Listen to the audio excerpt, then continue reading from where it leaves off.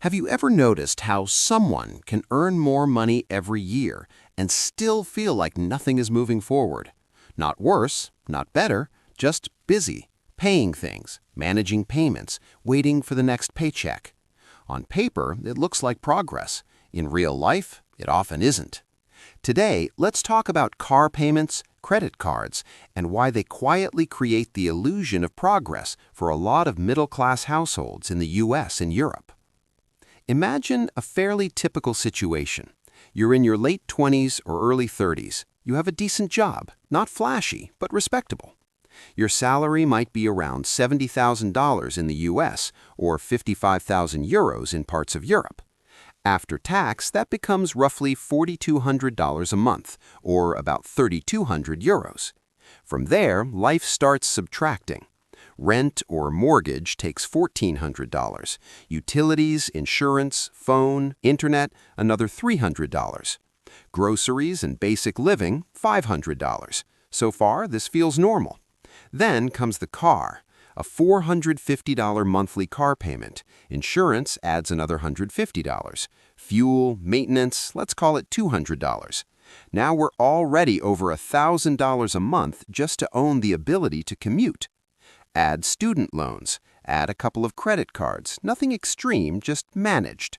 Add subscriptions, dinners out, clothes for work, small lifestyle upgrades that feel earned. By the end of the month, there's very little left, but from the outside, everything looks fine. New car, good job, stable life. This is where the illusion starts. The mistake isn't irresponsibility, and it isn't lack of intelligence. The mistake is confusing movement with progress. Payments create motion, but they don't create ownership. When you finance your lifestyle, your income becomes a delivery system, not for wealth, but for obligations. The car feels like progress because it's newer than the old one. The credit card feels manageable because the minimum payment is low. The lifestyle feels justified because your salary increased. But the system quietly absorbs the extra income before it ever reaches you. Let's slow this down with basic math. A $450 car payment over 5 years is $27,000.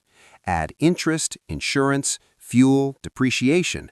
The real cost is closer to $40,000. That money didn't buy freedom.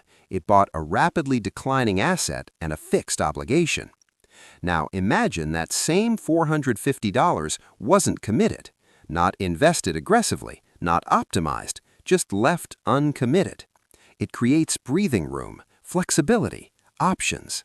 That's what most people are actually missing, not income, but margin. So why do smart, rational people walk into this? Because progress today is designed to feel immediate. Cars are marketed as identity. Credit cards are framed as convenience. Monthly payments soften reality by breaking large costs into emotionally tolerable pieces. Your brain doesn't feel a $40,000 decision. It feels a $450 decision. And socially, these choices are reinforced. Driving an older car feels like falling behind. Saying no to upgrades feels unnecessary when your income is good. Everyone else appears to be doing the same thing, so the behavior feels normal, even responsible. The long-term cost isn't just financial, it's optionality. When most of your income is pre-assigned, your life becomes less flexible.